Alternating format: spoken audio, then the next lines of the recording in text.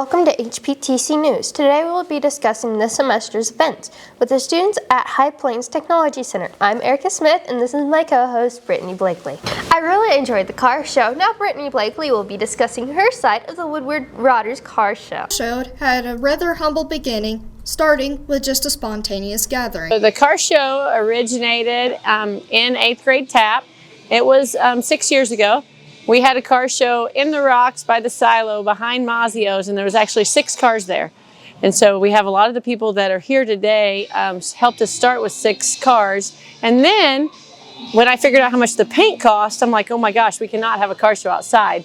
And so we moved the car show into here, the event center, and we've had it here ever since then. The origination of the car show started because I was teaching marketing in TAP, and because TAP has a lot of boys in it, I just thought it'd be fun to build model cars. And so we built those model cars and we used it as a marketing, creating a business and a slogan and having a car show. And then the Woodward Rotters jumped in to be our partners along with the Tech Center. And here we are, the Woodward Rotters are having the Shiver and Shine car show with over 100 entries today at the car show for you students. The Shiver and Shine competition has been a recent addition to the Woodward Rotters, showcasing an opportunity for artists' creative talents. The community support here in Woodward is outstanding, and so because of students and because that Northwest Oklahoma believes in the future of education in students, they've worked really hard to combine a lot of events during the school year that help students in our area.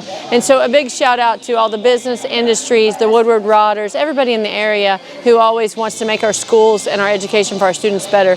Because really without community support, we would be in a real situation and wouldn't be able to have this event today. Dana Goss's invitation was a mere beginning for Rosetta Loomis's involvement in the car show. Dana called up one day and asked us if I would be interested in taking buses out to the VOTEC to bring the kids out to the car show, and that's what we did. As a volunteer taking the youth, Rosetta Loomis has eventually gained interest for the automotive club. We have the 1970 Challenger convertible. Color is plum crazy, and we've had it 20 years probably. We've wanted to get it painted for a long time. Inspired by the Rotters Car Club, Loomis has dedicated herself to take the car for a beautiful display. But I've really enjoyed having the buses pick you kids up and bring you out here to this car show. Rosetta Loomis is not the only member to have a connection with a car before becoming a part of this community. Whenever I was 16 years old, I'm 52 now, I started going to Woodward Rotter club meetings out at Northwest End. And so just always had a love of cars. And so that made me always want to be a part of Woodward Rotters. So it's a 1950 something, don't even know, it's kind of a turquoise color, but it's kind of done in patina. And a local one of our guys owns it, and I've seen this car, didn't know this, but got talking to him about it. His grandfather bought this car the day that he was born, and to my understanding, so his grandpa could drive into Texas to go see him as a baby. So now he owns that car. That's priceless. That car, I promise you. And I was joking, and I said, "You ever sell it?" And he was like, "No way." So to me, that's like, now is that the most expensive car here? No, absolutely not. But how can you put a value on something like that? So to me, and he's still got that car. So still running, driving, it's up here today. And that's probably more intriguing to me than anything. You get to meet cool people. You get to meet, and that's really a lot of people, we've all talked about that. There is your trophy chasers, and so those guys, but a lot of these guys, they're excited. Everybody wants to win a trophy. We all get that. But like, this guy over here standing, his name is Randy. He come all the way from California. I got a chance to meet him. His wife actually owned like one of the largest Harley Davidson accessory shops in the country in California, but he got no ties to Woodward, Oklahoma, and he helps me work on my cars all the time. So to me, that's what all this is about, is just the car community being a tight group, and you meet some of the greatest people ever that will help you do anything, and they just enjoy this passion, as much as I do. Yeah, get you a car, and it doesn't have to be anything nice. Work on it, enjoy the time. Whether it be, you and an uncle restoring it, you and the dad restoring it, you learning something about a car, and then it becomes yours, and then you will get that emotional attachment. I actually found my '69 Mustang, my very first original car. It's still here in Woodward. As you can see, the Woodward Rotters is more than a car show. It is the bringing together of families and friends to participate in this enjoyable event. Now, here is Erica's take on the Woodward Rodders car show from earlier this year. When I got out of high school, I worked 1 year for Ford here in Woodward as a used car mechanic. And then I decided to go to school at Okmulgee to take diesel mechanics. Even when I was going to school, I built up 2 cars. Not near this good. I didn't do it all on this. I started when I bought it in 1970. Bought it off the used car lot. Paid a $100 bill, but it didn't look as good as it does today. And I changed the engine, put it in. I drag raced this out at the Woodward drag strip a few times. Then it sat for about 15 years. Read it said I needed the transmission put in. Built a stock car, go around and around right out here at Crystal Beach. My son several years ago decided back at about one said let's restore it, so we did. But I'd done a lot of the work previously, but off the back of a used car lot, their Junker Row. It took a while, too many years to get it done, but they finished in 2010. Valentine's Day, I got it back. Say something and see if Test 2, 3, 4. Testing 1, 2, 3, 4. This is my passion. I love doing this. I love the old cars. We want to keep this going. The love for the old cars, love for the new cars. It doesn't matter to us. We just want the cars here, showing, having a good time. We have all kinds of cars. We have cars with rust. We have cars that are fast. We have cars with pretty paint. We welcome everybody. As long as you like cars, we want you here. We just have a good time. What we do with the proceeds from this car show is we do scholarships through High Plains for people that are interested in the automotive. Last year we had almost 170 cars versus our 30 to 60. I mean, it's grown. The type of people we have has grown, diversified. We have young people. Last year we had High Plains make some homemade trophies. Our guys made homemade trophies, and we'll see a few homemade trophies here this weekend. Those are always a big hit. And I hope, we're planning on it, to continue on forever. Now, for the other story by Brittany Blakely, we'll discuss what it means to be a member of SkillsUSA. The HPTC offers many classes with many openings for SkillsUSA officer training. This video will give a brief insight on the benefits of joining a program with SkillsUSA through the High Plains Technology Center. SkillsUSA is a career tech student organization, which we call CTSOs, and it is for our trade and industry programs. So that would include construction, welding, auto, diesel, service careers, and multimedia. It's probably our largest CTSO. Jennifer Dew will elaborate further on what it takes to be a member in SkillsUSA. For example, our opening and closing ceremonies, we practiced almost every day from January till we went to competition in February. As far as like if you're participating in the welding competition, you're preparing for that in your classroom. Same with construction, multimedia. I think that you guys are taking some in the gaming. They've been working on that game since last year. So it really depends on what competition you're going for. We had a girl that went in speech, a prepared speech. So she wrote that speech and then she prepared by giving it to people around High Plains. We did very well. We took over 30 students this year to leadership contests. We openings, closing ceremonies placed first. We had prepared speech placed first. I know construction and cabinet making, in the high school competition, they had a first and second in the adult competition. He's got some going in carpentry. Mrs. Rogers has 10 students going to state, I believe, in anything from floor buffing to hard surface maintenance to building and ground maintenance. Diesel will have 2 or 3 that are going to state. Auto has 2 going to state, and then I believe multimedia is taking 2 or 3 to state.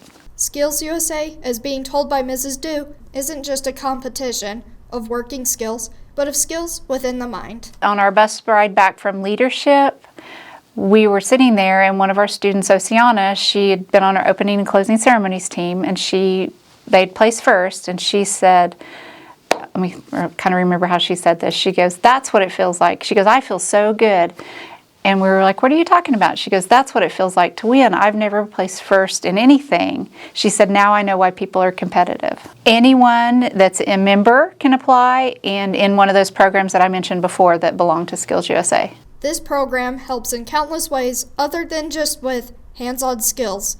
The students also get to learn what it means to be prepared for the future. What made me join SkillsUSA, one of the students who were already in there in the past, they told me that I really should come do it because it offers amazing career opportunities for my near future, looks amazing on a resume, and it's literally one of the easiest and funnest things that we could possibly do as students. Literally just one of the people coming up to me who's already been in SkillsUSA before, they were like, "Hey, you should really come do this.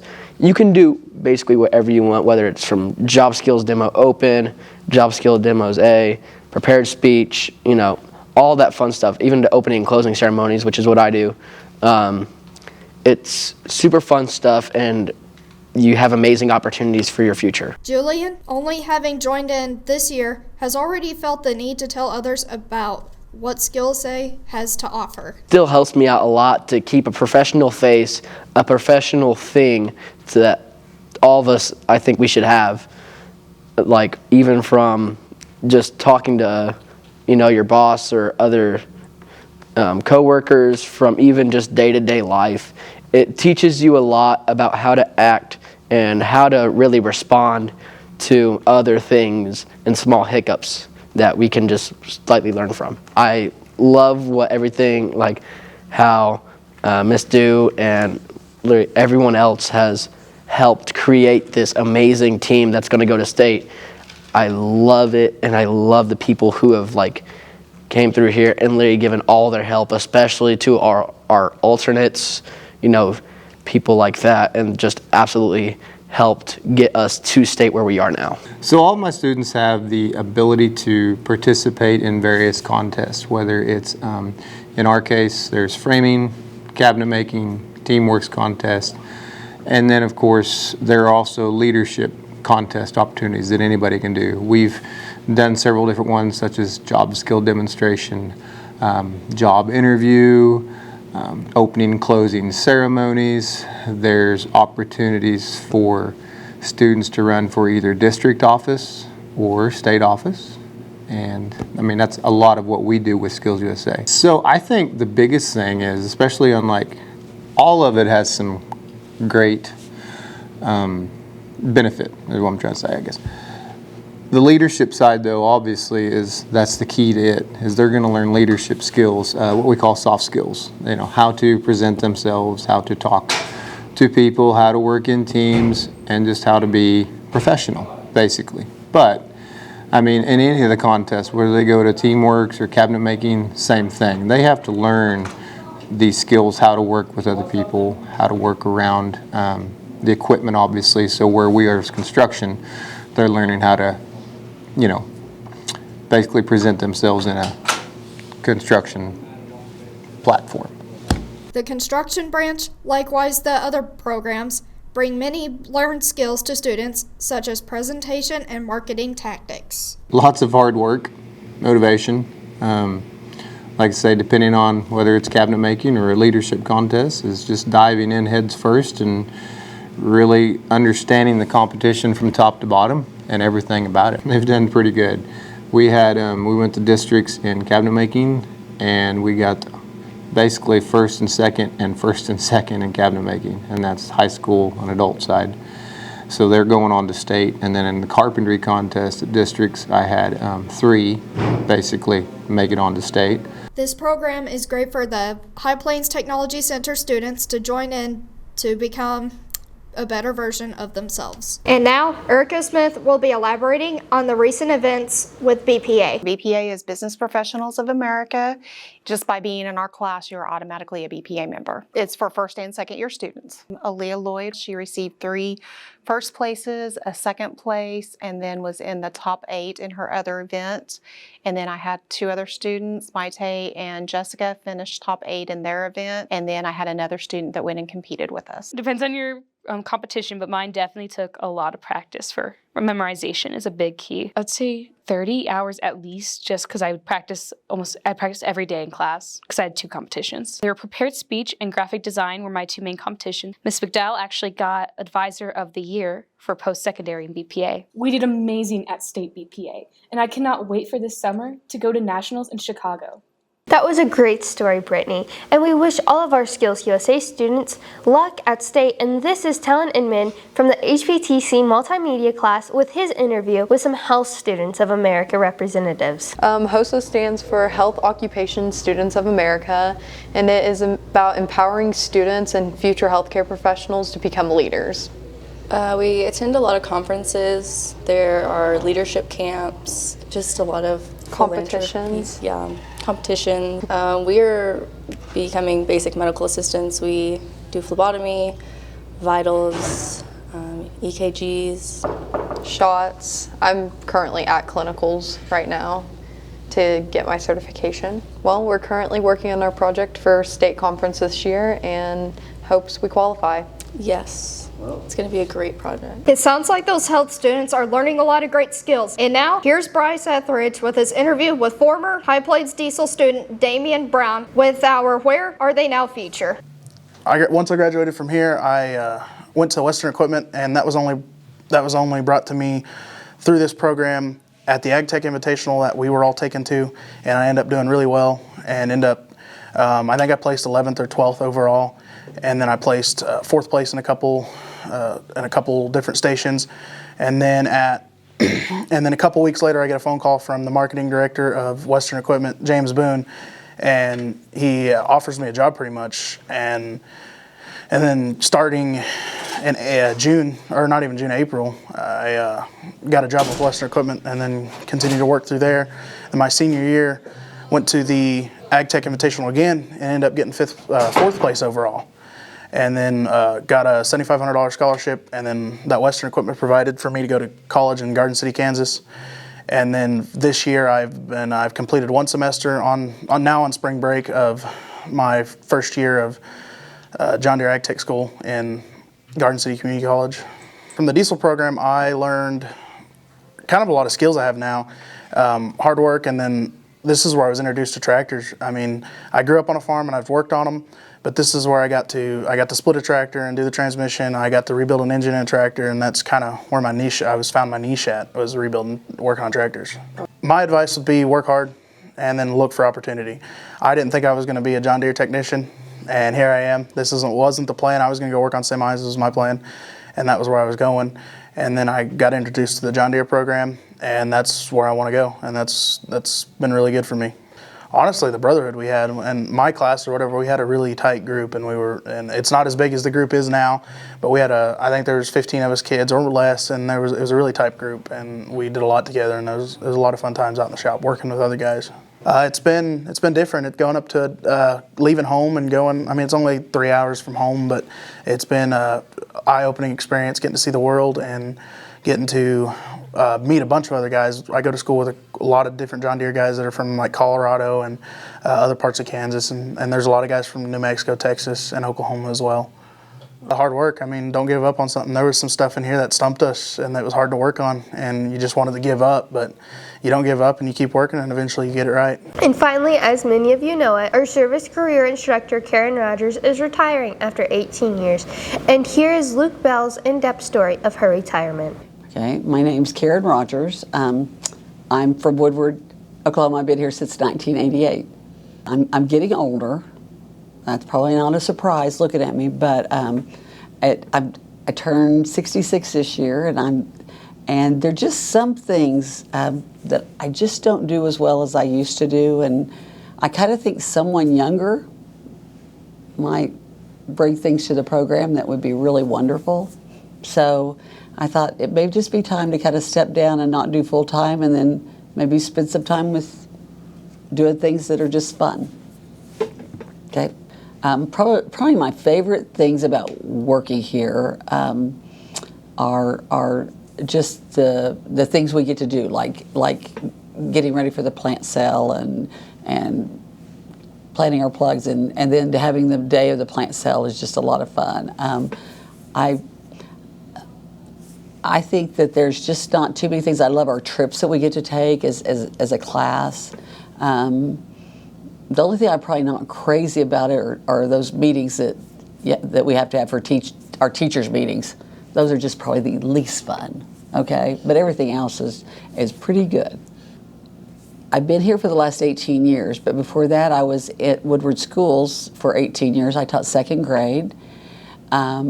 And then before that I taught a learning disabilities and a first grade classroom in Luther and in Moore, Oklahoma. So I've been doing this for about 43 years. So since 1980, that's quite a while.